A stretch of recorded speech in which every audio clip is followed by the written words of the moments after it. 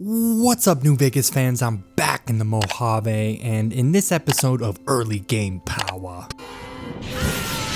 I go over possible weapons you can take right out of Doc Mitchell's house, right after he scoops the lead out of your brain and whoa, easy there, easy. Sends you on your merry way. The wasteland is your oyster. Unique weapons are my favorite part of New Vegas by far, as you can really build your entire character around these weapons in mind, and they just add spice and variety on repeat playthroughs and for different character builds. In these videos, I'm going to be going over where to find these unique weapons, how to get them, how difficult it is to obtain them based on a scale of 1 to 5, all based off the assumption of you being in the early game and somewhere in the level 1 to 6 range. And in my humble opinion, if it's even worth beelining straight to these weapons for that sweet dose of early game power. With all that said, let's just jump straight into it for the third episode of this series, featuring the unique variant of the obscure dogtag fist, Recompense of the Fallen. But I ain't a fink. Dig. The Recompense of the Fallen is a weird weapon indeed. It's nonetheless a quirky, fun design that takes a fun concept to a lethal level in almost a parody of NCR Retribution, as this weapon is crudely fashioned out of NCR Army dog tags into an instrument of death, for you to just go all Mike Tyson with on the wasteland.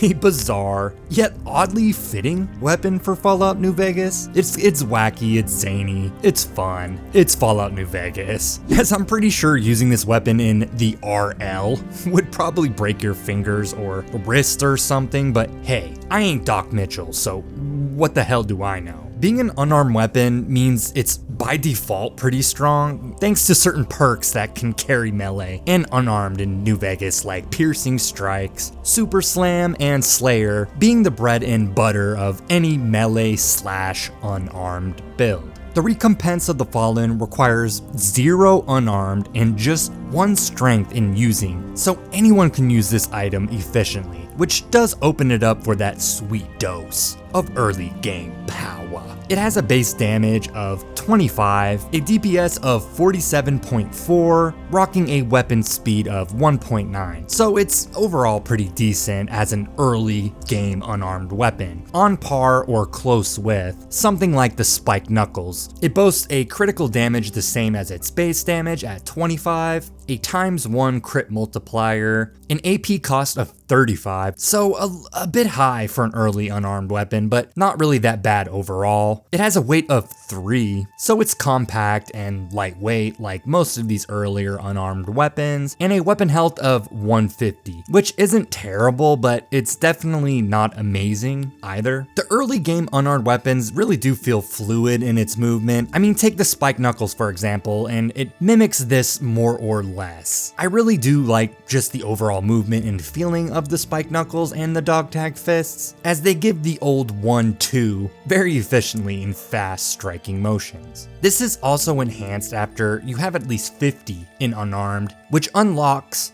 stomps and uppercuts, and then side and cross jabs once you reach 75 unarmed respectively, just adding some spice and variety for your punching pleasure. The cons of this weapon are actually much more prevalent than you'd expect at face value, because this weapon is more or less just Spiked Knuckles, and I know, comparison is the thief of joy and all, but hey, that's what we're here to do, so. This weapon pales slightly in comparison to the standard Spiked Knuckles. The Fallen falls just a bit short in terms of DPS at its 47.4 versus the Spiked Knuckles 59.2. It weighs 2 more in weight than the Spiked Knuckles, 16 more AP, which is a big difference, and 150 less item health. They both have the same base damage and crit multipliers, with the unique dogtag fist coming out on top just in terms of its non-existent stat requirements. Although in the big picture, these aren't monumental stat differences between these two, besides the VATs and the item health. That's definitely noticeable. But another huge con to the unique dogtag fist is, without jury rigging, the Recompense of the Fallen can only be repaired with other dogtags dogtag fists. Dogtag fists can't be found on any enemy in the entire game. It simply isn't in the game, period. They are only craftable after you help Private Halford, who is now grievously wounded and in dire straits inside the caves on top of the summit at Camp Guardian, which is infested with lake lurks, including the unique Lake Lurk King. Finishing this quest lets you learn the recipe to craft the base dogtag fist to actually repair this weapon. It's that runaround or jury rigging, or the much more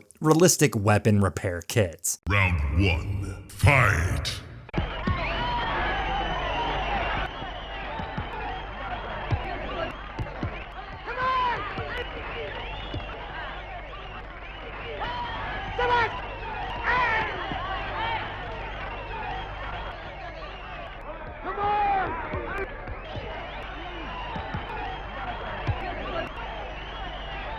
Oh shit! And weapon repair kits do only require 50 repair, as well as some other materials, but dumping weapon repair kits on a glorified Spike Knuckles seems a bit silly to me, personally, but it really is the only other option outside of a level 14 perk that requires 90 in repair. It does make sense that you can't repair these with Knuckles, to be fair, but it's kinda crazy the more you think about it. Repairing this weapon, especially early game outside of weapon repair kits, is not even possible. The Spike Knuckles by comparison can be very easily obtained as early as Boulder City on a shelf in a building adjacent to the building that the Great Khans are holding up in, that are being led by Jessup during Boulder City Showdown. You can also find them in Freeside, as the local thugs will try to punk you with them, or you can even find them before that depending on where you go, as they sometimes spawn on fiends and Viper gang members. And although I couldn't find this on the wiki, I swear I've found Spike Knuckles in random containers before. I don't know if this is a thing, but I think I've had that happen. On a typical loop playthrough, what I usually do is take the NCR armor at Nipton, then take the tram and go buy some Spike Knuckles off of Mr. Holdout, right outside of the Gomorrah, which is another source of getting Spike Knuckles. As Spike Knuckles is usually what I use to kill Benny 90% of the time, and I usually just get Black Widow to lure him into the room, which kind of leads to another con for the Recompense of the Fallen. They can't be concealed, as they're not a holdout weapon at all, meaning regardless of your sneak skill, it could be 100, and you still couldn't sneak this in to kill Benny Boy. In my opinion, this is an oversight for sure. I mean, why couldn't the courier sneak these in? Make it look like, I don't know, a necklace or something, a harmless memento, jewelry or something. You think a bunch of dog tags would be passable as an everyday trinket versus literal Spike Knuckles into a casino. But the funny thing is, Spike Knuckles by comparison are always concealable into any casino as a holdout weapon regardless of your sneak skill. You can have literally 0 in sneak and still prison pocket some Spike Knuckles into there, so kind of funny. So this weapon has a lot more things going against it than you'd realize at first, but where do you get it? Obtaining this weapon is very straightforward. It is located in Cottonwood Cove, the home base for the Legion in the area. Right outside in the Cottonwood Cove headquarters kind of thing, in the room of Aurealis of Phoenix, I think that's how you pronounce it, or Aurealis? Cool name, bro. On the second floor, in the desk, is where you can just grab this. It's extremely easy to get early game, as the typical loop route brings you to Wolfhorn Ranch. Then you just travel towards Camp Searchlight, literally just following the road straight ahead. Once you get to Camp Searchlight, keep on the left-hand side of the NCR outpost on the outskirts of the town. You might bump into some irradiated NCR glowing troopers, but they aren't that bad at all and are lower level and just not as strong as typical glowing ones. Then simply follow the road back down towards Cottonwood Cove. Upon arriving, one of Caesar's men will always run up on you here, but just say you're a friend of the Legion. pass a 35 speech check, or bear the mark of Kaisar if you've progressed past the Benny part of the main story, and you're good to go. You're free to roam around, and this weapon is as good as yours. Like all unarmed, you can also snag the Ranger Takedown perk from Ranger Andy back in Novak, with a speech check of, I think it's a 25 speech check if I recall correctly, and I think it is NCR Ranger Andy. I might be getting his name wrong, this is all off the dome. This allows basically a built-in super slam even if you don't have the perk yet or you just don't have it, that is executable on backwards moving directional power attacks. It can be kind of tricky to land on some enemies and then easier to land on some others, but it can help in a pinch when you're in a bind. And it's kind of hard to talk about unarmed or even melee weapons in terms of like the feeling or movement or movesets or whatever when using them, if that makes sense. But I really do like the certain skill thresholds adding certain attacks as you level up your unarmed. It's just a bit hard to talk about because you just punch shit, you know, and then with melee weapons you just swing or you slice and dice or whatever. It's just straightforward, and everyone knows how powerful melee and unarmed is in New Vegas, as my go-to build when playing this game is usually a guns / melee / unarmed / whatever dump stat after that, usually repair, medicine, or survival. Kind of a hybrid build if I'm playing a character that I actually plan on leveling up into the late 20s or mid 30s and beyond, as I really find just kind of like a gun / melee build to be the best of both worlds, so to speak. You're a powerhouse from afar and a monster up close, leaving little vulnerabilities for yourself regardless of what difficulty you're playing on. One thing I always found kind of odd about the Recompense of the Fallen. Recompense is also a word I don't think I've ever said out loud before making this video. Definitely an old English, something you read in like a religious text kind of word. It's just kind of weird that you get the unique variant of this base of the weapon here. It does make sense lore-wise, as this probably was like an NCR soldier's property that was seized from him upon being taken hostage by the Legion and probably crucified.